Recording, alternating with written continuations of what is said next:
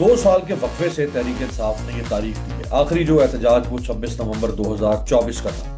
अलीमा खान साहबा ने कह दिया मुझे नहीं पता ये इन्होंने क्यों डेट दिया है, मुझसे तो कोई मशवरा नहीं हुआ और ये 2 महीने मजीद इमरान खान को रखना चाहते हैं। सलमान अकरम राजा साहब ने कहा है कि ये कोई एक दिन का एहतजाज नहीं होगा, हम अपने मुतालबात मंजूर करवा कर उठेंगे। आप देखें सोहेल हाफिजी के खिलाफ एक कैंपेन चल रही है, उन्हें चाबी वाला खिलौना कहा जा रहा है, उनको यूनिफॉर्म पहना दिया गया है। 11 अगस्त को एक फैसला आना है अलीमा खान साहबा के हवाले से, जिसमें पीटीआई शक का इजहार कर रही है कि उनकी गिरफ्तारी अमल में आ सकती है। बिस्मिल्लाहिर्रहमानिर्रहीम, अस्सलाम वालेकुम। तहरीक इंसाफ की 27 सितंबर की लॉन्ग मार्च की कॉल अभी तक इसके बारे में जो मजीद जुज़ियात हैं या इसकी तफसीलात हैं वो सामने नहीं आ पा रही। किस तरह तहरीक इंसाफ 27 सितंबर को वो कामयाबी हासिल कर सकती है जो वो 4 अक्टूबर 2024 को नहीं कर पाई, जो 26 नवंबर 2024 को नहीं कर पाई, और जो उससे पहले 25 मई 2022 को नहीं कर पाई।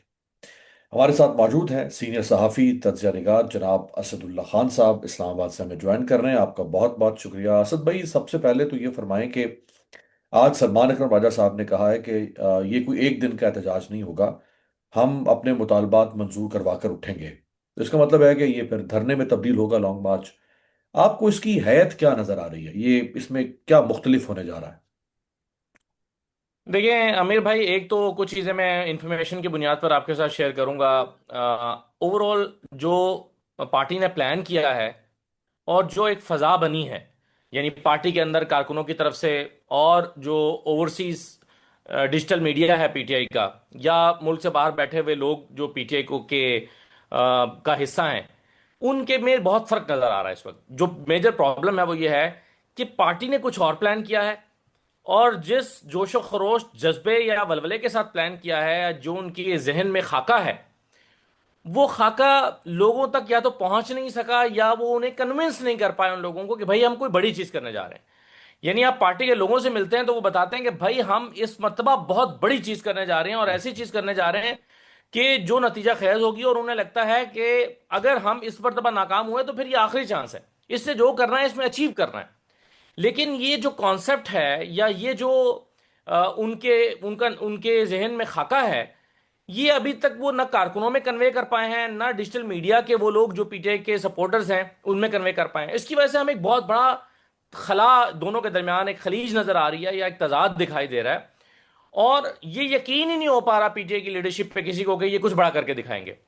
क्योंकि एक तो माजी का ट्रैक रिकॉर्ड ऐसा नहीं है, फिर 8-10 महीने में एक मायूसी बहुत ज्यादा फैल गई है, फिर यह भी मुमकिन है कि दानिस्ता तौर पर कुछ लोग जो है इस सारे को सबूताज करने की कोशिश कर रहे हो।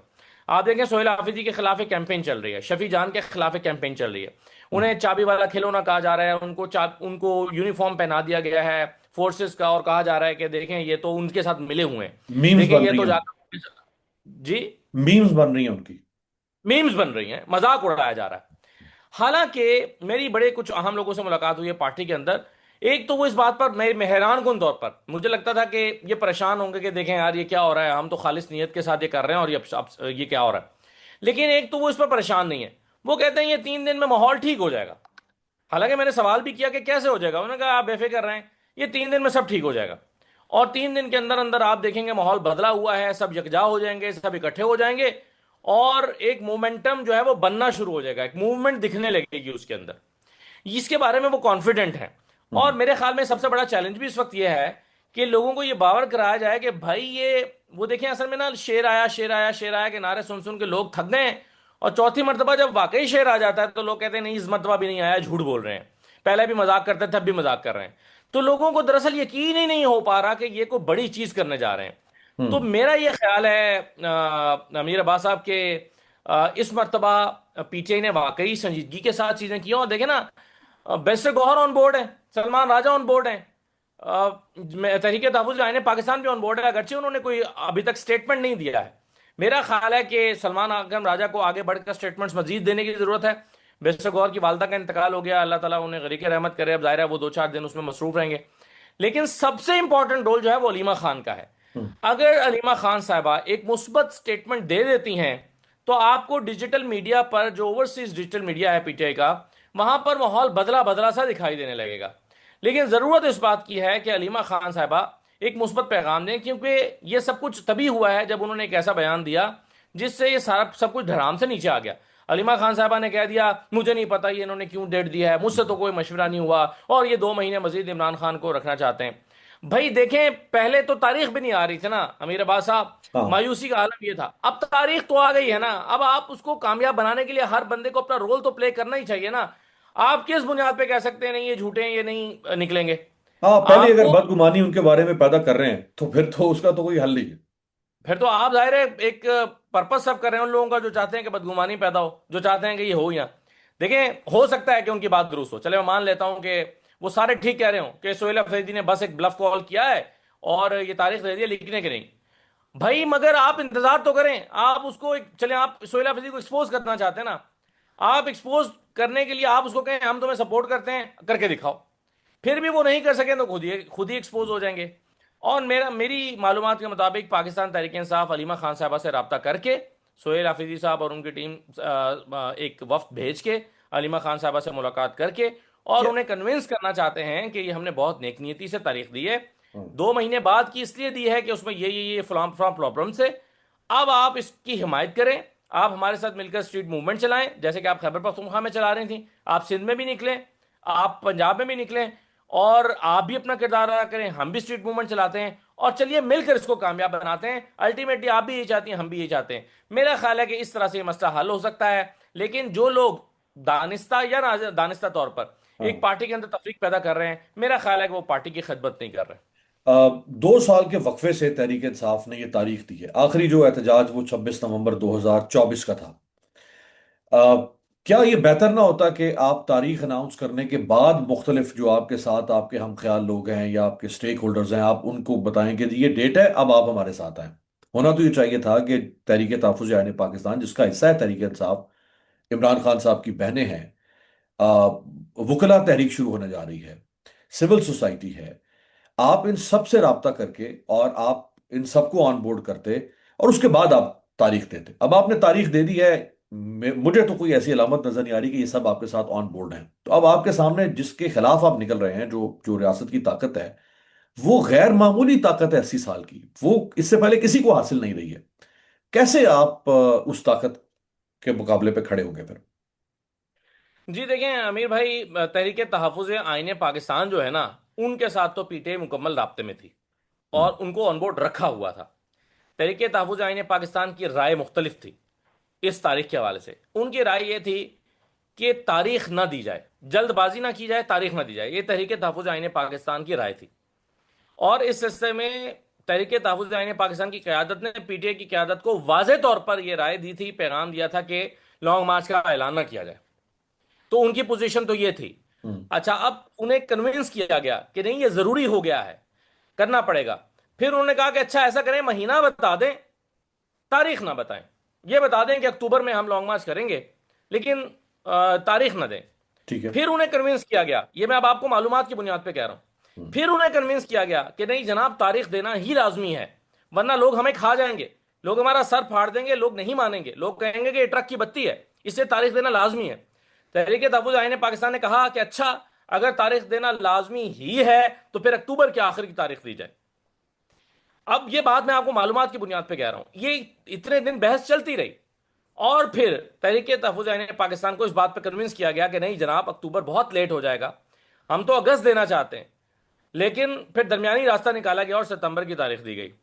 अब इस पर 2 नंबरी ये कर रही है तहरीक तहफ़्फ़ुज़ आईन पाकिस्तान कि इसके बावजूद भी कि उनकी बात काफी हद तक मान भी ली गई है कि चले दरमियानी रास्ता निकाला गया है और वो इस पर अब बज़ाहिर ऑन बोर्ड भी हैं, लेकिन एक भी बयान इसके हक में नहीं दे रहे।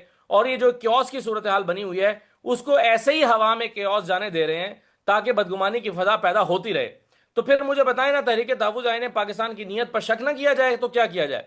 महमूद अचकज़ई साहब को एक स्टेटमेंट देने में क्या हर्ज है कि हाँ भाई तहरीक इंसाफ ने ये ऐलान कर दिया है, हम इसके साथ खड़े हैं, हम इसको सपोर्ट करेंगे।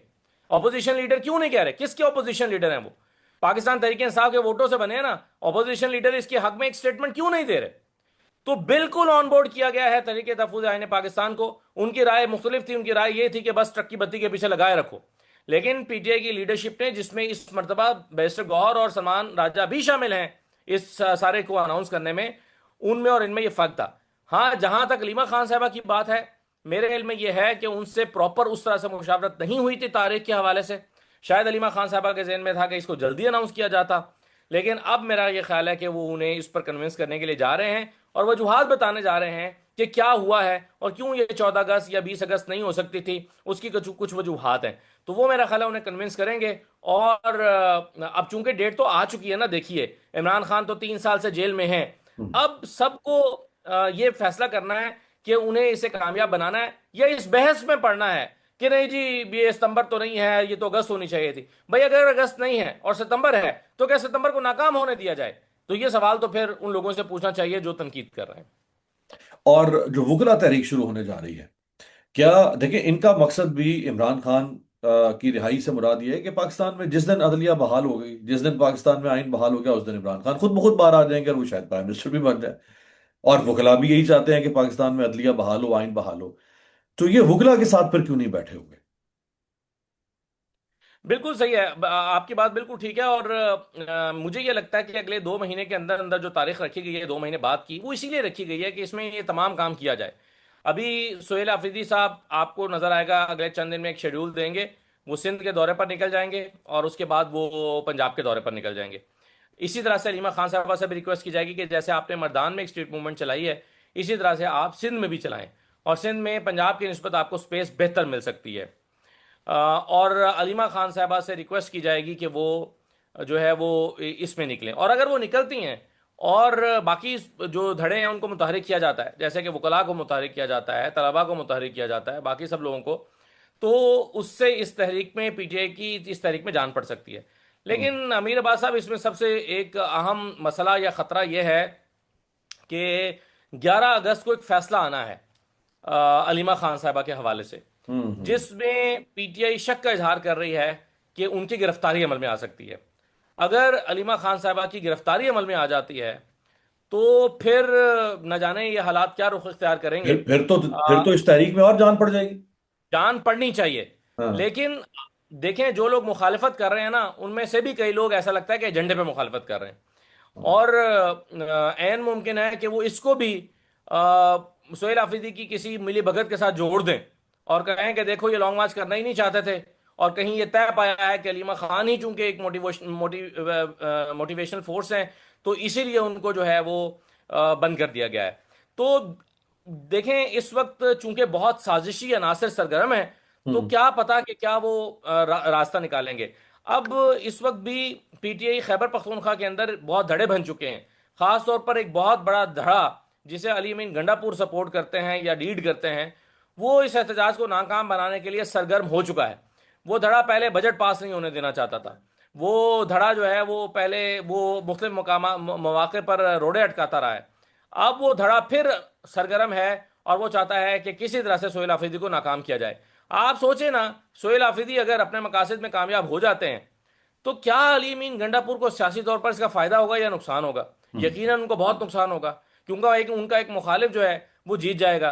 तो अली मीन गंडापुर ये नहीं चाहेंगे सियासी तौर पर कि उनके मुखालिफ को फायदा हो। शायद वो ये तो चाहें कि इमरान खान रिहा हो, और हम्म। लेकिन वो ये चाहें कि भाई वो हमारे जरिए से रिहा हो या हमारी कोशिशों से रिहा हो या हमारे तरीके से रिहा हो। अगर अली मीन गंडापुर के धरने नाकाम हो गए और सोहेल अफरीदी का धरना कामयाब हो गया, तो ये बात अली मीन गंडापुर के लिए ताना बन जाएगी। हम्म। इसीलिए वो इसको नाकाम बनाने के लिए निहायत सरगर्म है और आइंदा दिनों में वो अपनी कोशिशें तेज करते जाएंगे। और हम्म। उनकी पूरी कोशिश है कि ये शोर शराबा होता रहे, ये रौला मचा रहे, ये इख्तलाफ और निफाक मौजूद रहे, और इसके नतीजे में सोहेल आफरीदी कामयाब ना हो सकें। तो ये वो कोशिश करते रहेंगे। लेकिन अब कारीगरी सोहेल आफरीदी की है कि वो इन इख्तलाफात को दूर करके कैसे सबको इस बात पर कन्विंस करते हैं कि नहीं जनाब, ये जो हम करने जा रहे हैं ये इमरान खान के लिए है। और इस मरतबा ये मेरी यानी वो ये कहते हैं कि जो मेरा अंदाज़ा है या मेरी बातचीत कुछ कुछ लोगों से हुई है, वो कहते हैं ये डिसाइसिव डे है, इसको डी डे करार दे रहे हैं। वो कह रहे हैं हम्म। नाकामी का कोई इम्कान ही मौजूद नहीं है और हमारे पास ऑप्शन ही नहीं है कि हम नाकाम हो जाएं। तो वो तो पूरे जज्बे के साथ लगे हुए हैं मेरी मालूमात के मुताबिक। आखिर में ये फरमाइएगा कि आपको, आपके इल्म में है कि कुछ अर्सा पहले तक ऑपोजिशन ने मुख्तलिफ कन्वेंशंस किए, लाहौर में हुए, इस्लामाबाद में हुए। ये भी एक तरीका होता है मोबिलाइज करने का, एक सियासी तहरीक का माहौल बनाने का। अ, इस तरह की कोई ये सरगर्मी शुरू करेंगे पूरे पूरे मुल्क के अंदर, ताकि मुख्तलिफ कम्युनिटीज को ऑन बोर्ड किया जाए? देखिए एग्जैक्टली मुझे ये मालूम तो नहीं है कि वो इस तरह का कोई प्लान रखते हैं या नहीं रखते। लेकिन जो बातें मुझे पता चली हैं वो ये हैं कि वो बहरहाल सबको मुतहरिक करने जा रहे हैं, सड़कों पे निकल रहे हैं, स्ट्रीट मूवमेंट्स कर रहे हैं, मोबिलाइजेशन कर रहे हैं, तमाम धड़ों को इकट्ठा कर रहे हैं, तमाम विंग्स को मुतहरिक कर रहे हैं।